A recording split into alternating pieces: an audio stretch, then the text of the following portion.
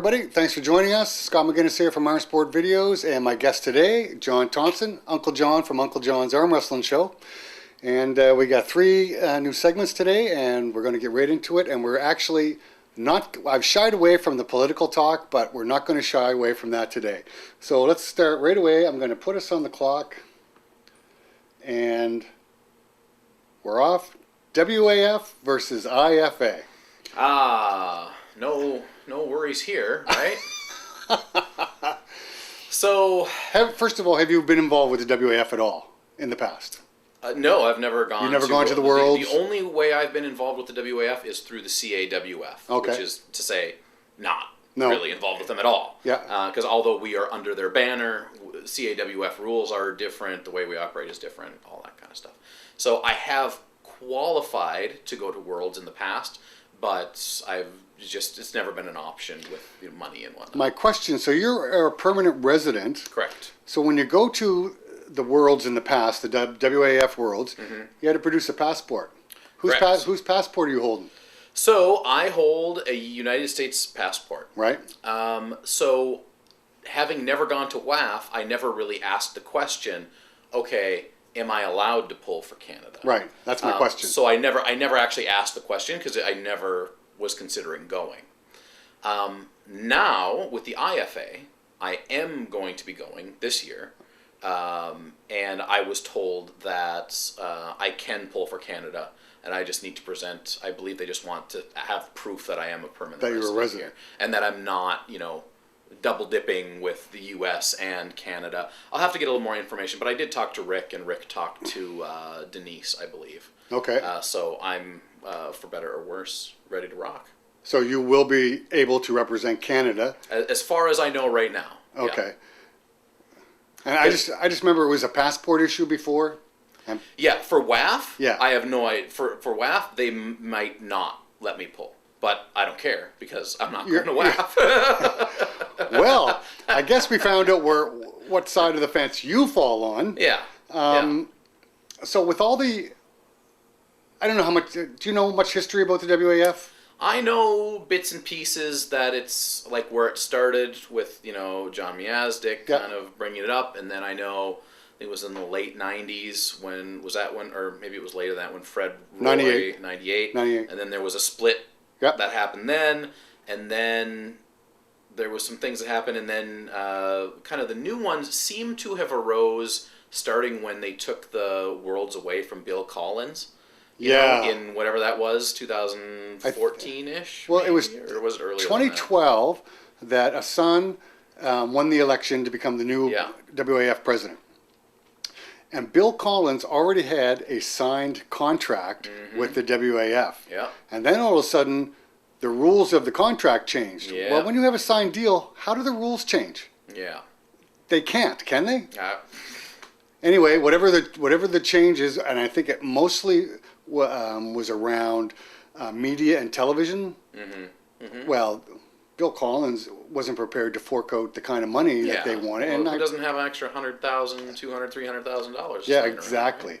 So it got taken from Bill and over in Eastern Europe, and the WAF executive has continued to go on from there. Whether you agree or disagree with the way they do things is not our argument here, but they've continued until we're at the point now where last year the IFA was formed, and now we're back to 2 world championships again. Yeah. So where do you fall on what side of the fence? Well, so let me give you a bit of my history of the trajectory of how I came to where I'm at now. So I wasn't too aware, I wasn't too concerned or aware of anything before, a little bit before Nationals of last year. But Nationals last year is when my eyes were kind of open to, wait, what's happening now? That's when they pulled the... They sent a letter that wanted CAWF to... Did you see a letter? I didn't see a letter, but I was told that there was a letter, supposedly. Was there a letter? I don't have any idea. I've never seen a letter. I've never seen a copy of a letter. I don't know if Rick has seen a letter. I don't know if a letter was ever produced correct me if I'm wrong, if there was a letter produced. I just don't know if there was one or not. Right. I know when Rick asked a question, he was told no, he couldn't see the letter. So you're having a vote to get rid of a guy, but you're not going to prove that why you're having this vote? So then this is a consistent issue with many of the problems with the things that are said about WAF and IFA and what's really going on, is that we never get all of the information. Okay. Or the information that is out there, there's some truth to it, but then not full truth necessarily. So for me, the eye-opening thing was when I was walking around by the weigh-in area, and that's where they were having the big meeting during nationals. And Rick was in the hallway, and then Rick's like, yeah, they're voting to see if they're going to give me the boot. And I'm like everything I know about Rick, all I know is that he loves arm wrestling, and he will do whatever benefits the pullers. Right. Right? That's what he's proved to me over me knowing him 6 years ago. Right? So that's what I know. So then after that happened, and then thankfully it was said, no, we're not getting rid of Rick. So then I was like, all right, well, what's really happening here? And then we started to hear more about the bans, and you're going to be banned for participating here, there, and whatever. And then we heard, all this stuff about, well, there's money being taken or whatever, and I cannot verify the validity of any of those claims, right? But what it comes down to for me now, and mind you, I've listened to all of the videos. I've listened to Murcia, I've listened to Anders, I've listened to Gabi and Espy talk about it. I've talked to you about it. I've talked to Rick about it. I've made videos about it. To me, the only thing that matters is the fact that they are actively banning people, whether you want to call it banning or not in good standing. I could not care less what you call it. That is morally opposed to how I see the world. Yep. For WAF to assume that they can control what I do when I do not have a contract or any relation to them whatsoever, that's all I need to know to say I'm not ever giving WAF another penny from me. And that's it. So I don't need to know about the money, whether it's good, bad, or otherwise. I don't need to know about any of those other things that we can't really confirm. Murcia was very clear and unclear at the same time that, yes, we are putting people in not good standing. And then he could have said, well, here's the exact process of how we determine who's not in good standing and then how they can get back to being in good standing. But did he do that? No, he didn't. No. He was completely and utterly vague. He was like, well, we're banning some people. We're not banning other people. You know how it is. Oh, well, how do people get back? Well, they just come and they can just talk to us. Just talk to us. What? Yeah. What? So that pretty much sealed it for me. None of that made any sense whatsoever. So that's it for me. I'm IFA all the way. Now, does that mean that I'm going to be standing on my pulpit and be like, IFA is the future. It is the way forward. It is... No, I'm not doing that either, because as much as I am on board with IFA, we don't know. No. We don't know yet, right? I think they have good people that are dedicated to arm wrestling. It seems to be going in a good direction, but I haven't seen the inner working stuff. So I cannot say if IFA will be the dominant force in 5 years or not. I really hope they are. I will be going. I will be doing a ton of coverage on Worlds. I'm going to Worlds. I'm going to be hanging out with people at Worlds. I'm going to promote it as much as I can. But the fact of the matter, for me, all that matters is WAF bans people and IFA does not. And if Murcia wants to say, we don't ban people, get out of my life right now, because I don't have time for your double speak anymore. Well, they put out a list in writing, so they produced a list. Yeah, but they're just not in good standing. And what does that mean? Well, we're not really going to tell you. But I didn't make this up. Yeah. They posted, and it says not in good standing with a big banned stamp across it. Yeah. So I don't care what he wants to say. You put out a banned list. Well, and his explanation for that was, it's just a graphic. It's just a graphic. It doesn't mean anything. Okay, so, then you shouldn't have put banned on it then. Well, it's like, so it is what it is.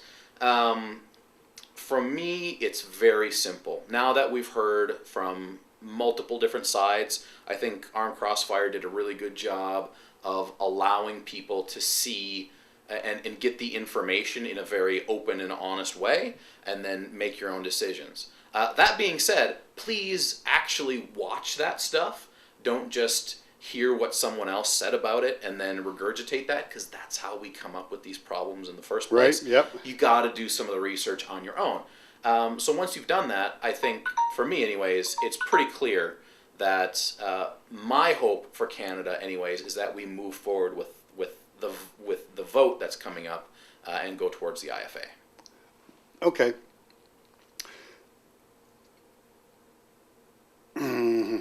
My train of thought is on in a different segment, but anyway, we'll take a break and we'll be right back. And we're back. Thanks for joining us. John Thompson is still with us. Okay, we finished off the last segment a little bit about WAF and IFA without getting into too much detail. Yep.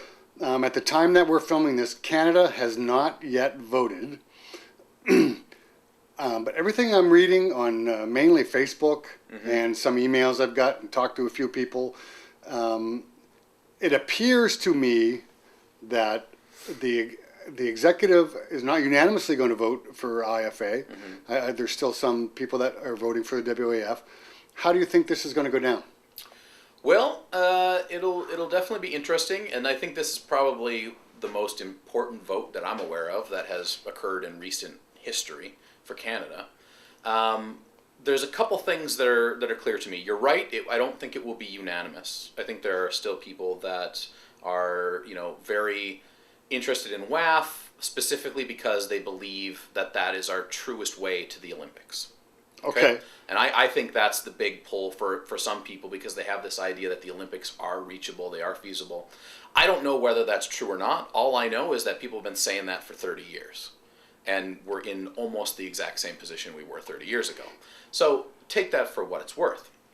I also know from watching just gobloads of YouTube videos, making my own videos, talking to people all around Canada, and then seeing, especially people in Nova Scotia, I think your average puller is for the IFA.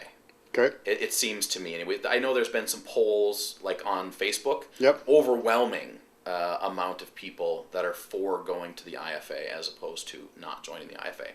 The big thing that was for me, because I was a little bit like, okay, are we? What happens if we go to the IFA? Is that saying we are leaving WAF? But then Rick really declared, look, this vote is not to leave WAF. This vote is to join IFA, which would mean we can be a part of IFA and WAF. Now, what WAF does based on that decision is up to WAF, right? If we join IFA, Canadians are saying, look, we have two organizations. We want to be able to choose, because we are free peoples in a free society that want to be able to choose based on where we believe the better product is going to be. Right? Now, so we're just leaving it open. Anything that WAF does after this is not on us, it's on WAF. Right? If they decide, oh, well, Canada wants to be a part of the IFA, we're not going to allow them to be a part of WAF. Well, that's the reason we're leaving you we wanted to leave you in the first place, WAF. If you would just chill out and allow people to do what they want to do, I don't think this would have been anywhere near what it is now. So, overall, I've said it before, and I'll say it again, I am pro-IFA from the standpoint that they allow the arm wrestler to engage in arm wrestling freely and not have to worry about being banned. And, we already have, 10 people from Nova Scotia that are banned from WAF already. Absolutely. So, I think that the vote will go to IFA. To join IFA. So put on your fortune teller cap. Yeah. What is WAF's reaction going to be? Well, just a guess. I would say it'll go one of two ways. Either, and I'll give you my percentages maybe. Yeah. I think it's 60% possible that WAF will see us join IFA, and they'll be like, all right, and that's the last we'll hear about it.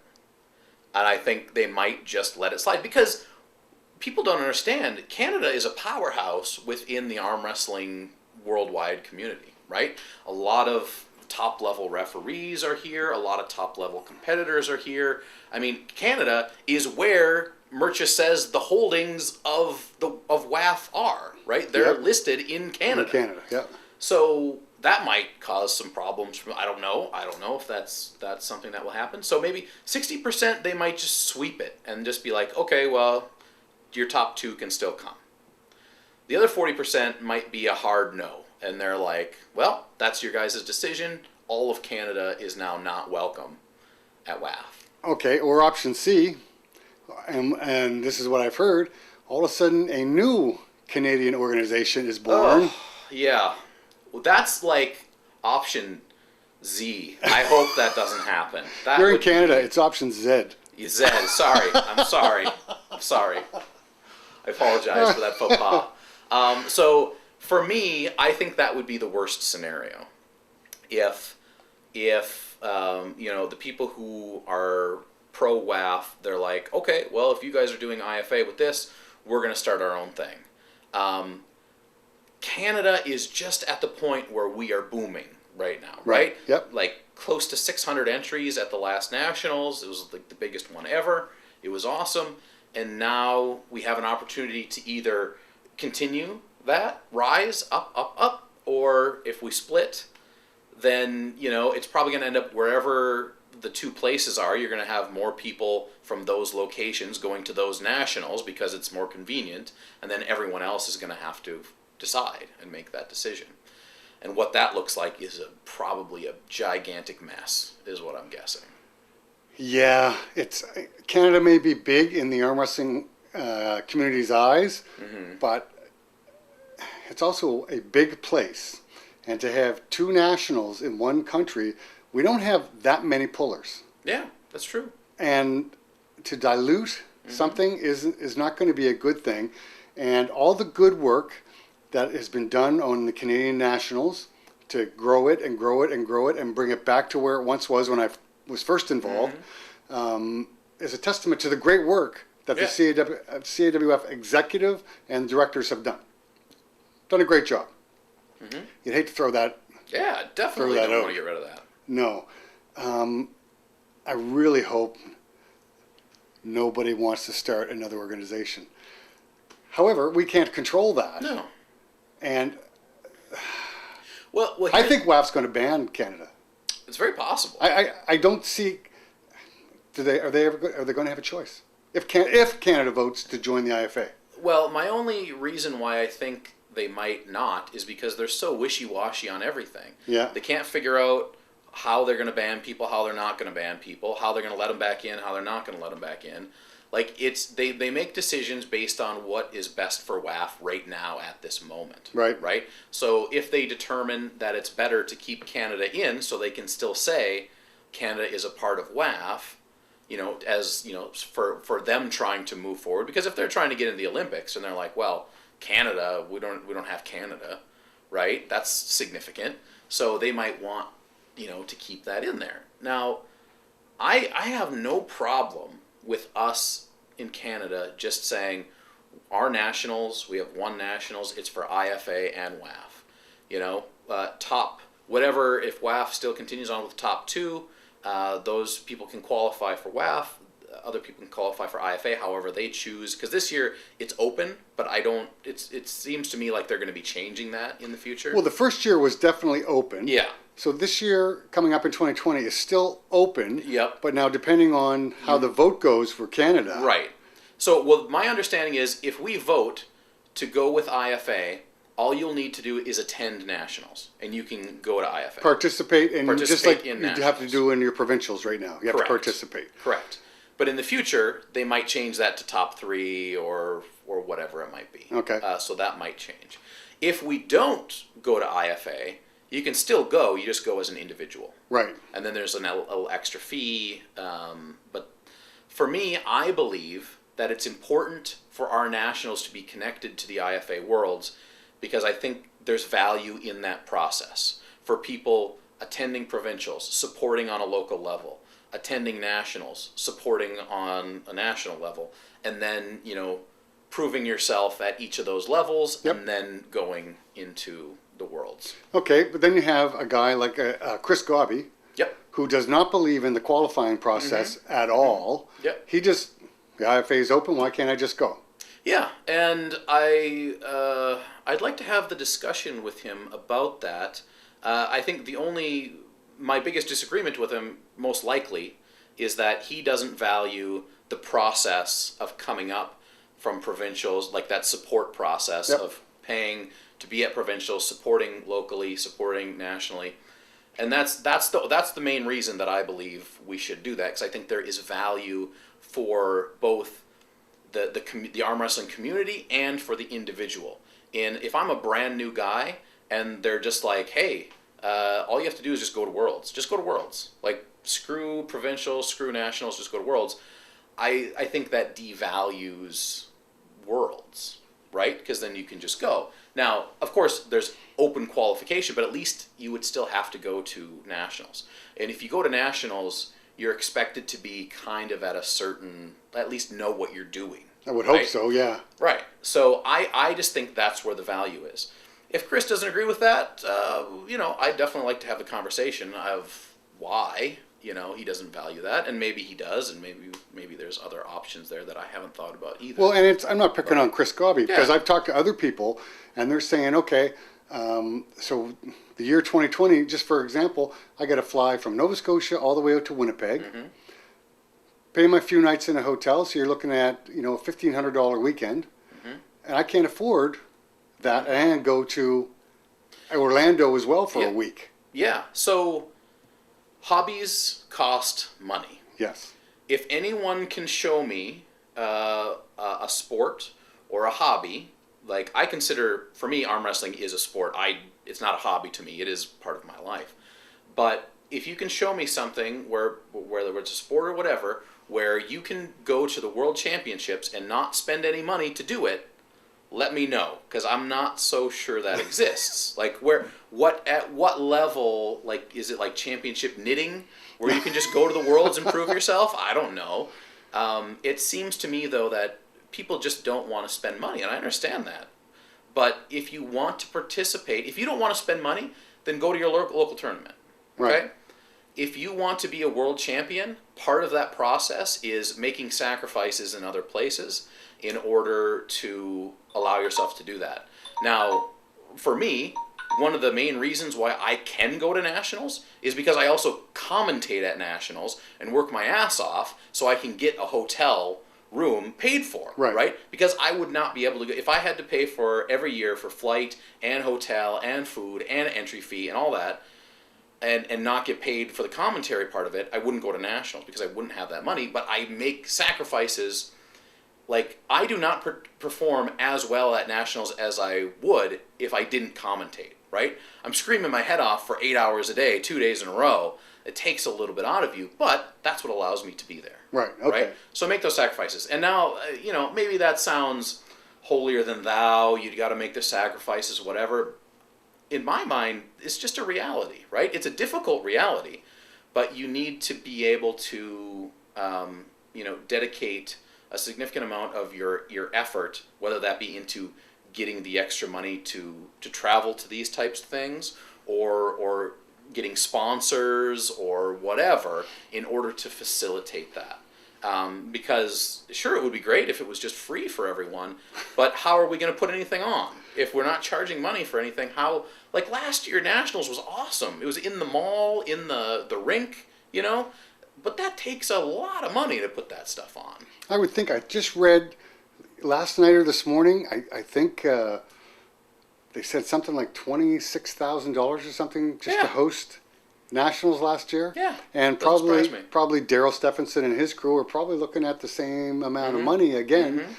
Well, $26,000 isn't chump change. No, it's not. And now, that's not to say there might be different ways of operating the entire system that would be more monetarily beneficial for everyone. Maybe that exists. I don't know. I don't know what that is. I don't have the idea. So if somebody has the idea and is willing to then put in the time and the effort to figure that out and figure out a way to put that in place, I'm interested in looking at it. But there's nobody that wants to do that either. They just want to complain about how much money it costs. Well, you know what? Arm wrestling is full of people complaining. Yeah, that's true. There's an awful lot of them. And on that note, we'll take a break and we'll be right back. And we're back. Okay, and the third and final segment in today's show. At the time we're filming this, the Nova Scotia arm wrestlers at the end of the Superman tournament have voted overwhelmingly to join the IFA. So Rick held a meeting after the tournament. Everybody got to ask questions that wanted to. Did you learn anything there that you didn't know before? For myself, I think I was pretty well prepared. I had watched, all of the relevant videos on Armed Crossfire, and I had talked to a lot of people beforehand. And really, I've been on the IFA train for, more seriously for like the last 3 months now. So I've pretty much been, my mind was more or less made up that first time they announced they were going to ban people at WAF. But I think it was really good because not everybody is as involved as I am in the community of arm wrestling, and I forget that sometimes. And so if you haven't watched all these videos and really understand how things are working, it is easy to be confused, I think, about a lot of things. But I think Rick did a really nice job of, explaining, hey, here's the deal. We've been with WAF. This is kind of some of the things that have happened. And here's IFA, and here's what it means when we're going to vote. So, and I think it's important for each province to be having that vote, so it is a vote of the people and the pullers, not just a vote of the executive. Just the executive on their voters, own. Right? Yeah. That's half the reason that this vote is taking place in the first place. So, and there was several good questions, I thought, especially from guys like Perry Broom, who always just really wants to kind of get to the bottom of things and, have those discussions. But I was also at the same time very happy that everyone, was in agreement, literally across, it was some huge number to nothing, basically. 27 votes for, no votes against, and 2 people abstained. 2 abstained. Yeah. So I don't think it's, for Nova Scotia, it doesn't get much more clear. That's pretty clear. Than that. I believe, I don't mean to cut you off, but I think New Brunswick held a vote with the New Brunswick pullers that were there as well. Yep. And they voted to join the IFA. So Correct. Luc Faubert is the president of New Brunswick Arms. Yep. And so there will be Nova Scotia's vote, not Rick's vote. Yep. Nova Scotia's vote and New Brunswick's vote are both. I didn't hear if the PEI guys held a vote. I'm not sure about that. But I hope, that this has happened in every province. Right. That's my big hope. Because I know that once we get down to this level, it's not as structured, on the provincial level. Some provinces are probably more structured than others. But to me, that's what this larger vote is all about. It's about what do we, as pullers in Canada, want to do moving forward. And what do we value as pullers? For me, that's the freedom to do what I want when I want. And that's just not me as a puller. That's me as a human being in life, right? I grew up in the United States in the 80s. It's freedom or bust, man. That's what it is. If you're taking that freedom away, it isn't going to work out for me. So and to be clear, I'm a permanent resident in Canada. I do not vote in anything as a permanent resident. Long story short, the Canadian government allows me to do pretty much what I want, except for vote. They were very clear. They said, you may not vote for anything at any time for any reason. So I do not vote. But that's another reason I have Uncle John's Arm Wrestling Show. So although I can't vote myself, I do want to put my opinions out there, my thoughts out there, try to be as clear and concise as possible. And I'm very happy that Nova Scotia is heading towards IFA. I don't think there was really any doubt from the beginning that that's where we would probably be going. But I'm happy that this is moving forward, and like we talked about before, it does seem like there's a larger movement across Canada to go towards IFA. Absolutely, and I'm actually glad that the Nova Scotia pullers felt confident enough in Rick's leadership in Nova Scotia and at the Canadian level Because some of them voiced their opinions that wherever you think is best for us, Rick, we're prepared to follow you. Yeah, yeah. And, having known Rick for 35 plus years, whether you agree with him or not, I think I'm pretty safe saying that he actually believes he's doing what is best for the pullers. Yeah. Not the politics. No. But for the pullers. Yeah. No, I have zero doubts about the character of Rick Pinckney. Yeah, and his motivation. Yeah. None whatsoever. I mean, if you're in Nova Scotia and you don't, you just look at the amount of work he does, right? Does he go to practice? He's at practices every single week, no matter hasn't if he's pulled in off. how many years? He's really? always there. Yeah. He's there before the tournaments. He's there after the tournaments. He's the one setting it up. He's the one doing all the refereeing. He's the one getting a lot of the venues, all that stuff, and he's just doing it because he loves arm wrestling, right? Yeah. I have no worries about that whatsoever. Now, does that mean I'm just going to go along with Rick just because I value Rick's? Absolutely not. My desire to go to IFA has nothing to do with Rick. It has everything to do with the decisions that WAF has made. There was another important point in there that I just lost into the ether. But, yeah. So I think it's not an issue. It's not a Rick issue. It's a WAF issue. It really is. Right. And no matter, some people are trying to break it down to, like I read online, that Rick created this problem. I don't understand how Rick created this problem. Rick was removed as a referee from the WAF. Yeah. So did he create that problem? Right. I don't get it, and I disagree. Yeah. It just seems pretty silly. Yeah. When I first heard it, I was like, give me a break. But again, that doesn't even matter to me. It matters to me outside of this conversation. Yeah. Because I don't like to see bad things happen to Rick, because I like Rick a lot. But again, I don't know. I mean, I'll say it a million times. It's just WAF's decisions. That's the movement of everything for me. It does not matter who did what. It just matters what WAF as an organization is saying and how they are conducting themselves over the last couple of years since all this stuff has been bubbling up. That's it. That's it for me. Okay, so Nova Scotia has voted. They voted after the tournament overwhelmingly to join the IFA. So where does Nova Scotia go from here? We just continue on as per normal, like a normal year, or? I think we do. I think. One of my other points was we have a significant amount of people who are already banned in Nova Scotia. Yeah. Right. We've got kids who are banned. I thought one of the key parts of Rick's speech was when he brought up Gavin Weaver. Yeah. And said, "Look at this. This is who the WAF is banning." Yeah, he's 14-year-old kid. Give me a break. Right, because he has, it's all political with this kid, right? Yeah. Yeah. No, that was. Yeah. That was pretty poor. So from a standpoint of supporting this province, which I'm very interested in doing, also why would I support a league that doesn't let half of my teammates go to their world championships? Yeah. Right. The other thing that I guess we didn't talk about in one of the other segments, but how many Canadians in the last few years have actually been going to WAF? What is our team sizes? I didn't go back and look, but this year was well, I heard number six or seven. Yeah, something like that. 6 or 7 people went to Romania. Right. Not a real big number. No. Is it because of the cost? Is it the political climate right now? I don't know what the answer is. Right.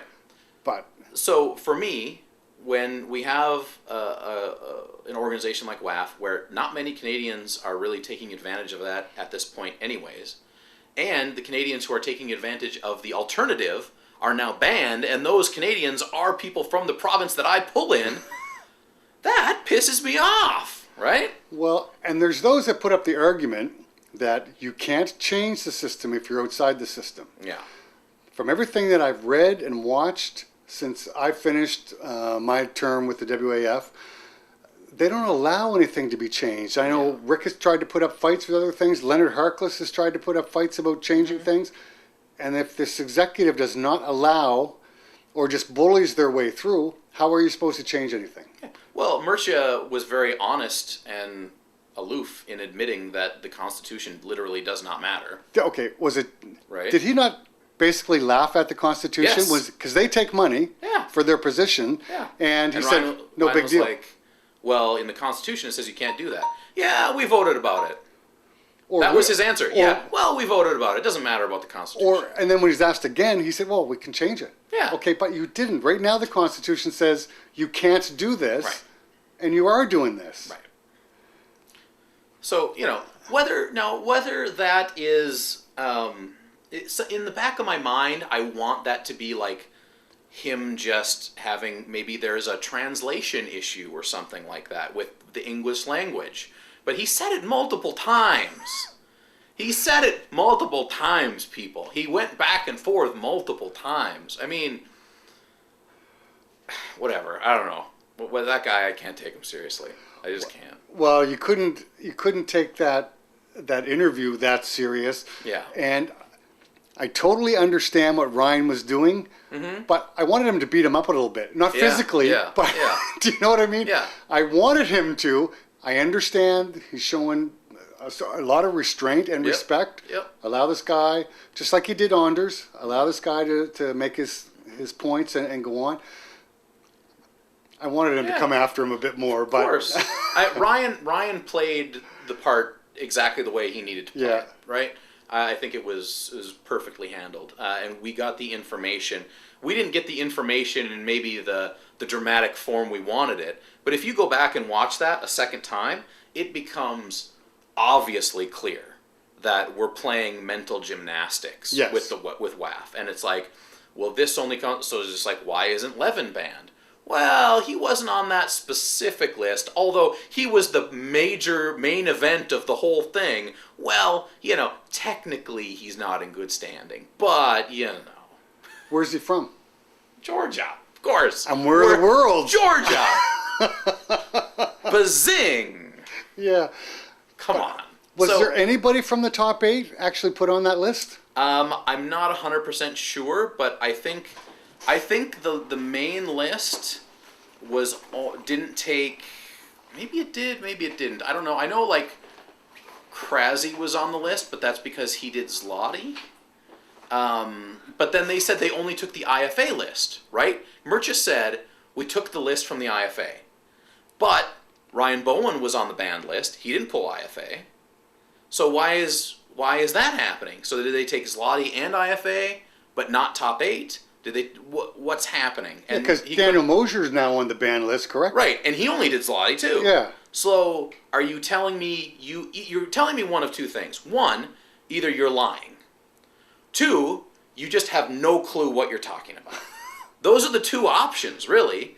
Either he's not being completely honest, or he just isn't really clear, and they just took a list and they're like, well, all these people were there, so we're just going to make a statement and ban them, but we don't really have a real understanding of what's going on here, right? Because I get it. If you're not paying attention, it might be confusing that the IFA Worlds and Zloty and Top 8 were all in the same situation. But that was done because they took the Worlds away from Poland in the first place. Yeah, well, and just the fact that you're involved in the top 8, because PAL is the enemy. Right. I don't understand how.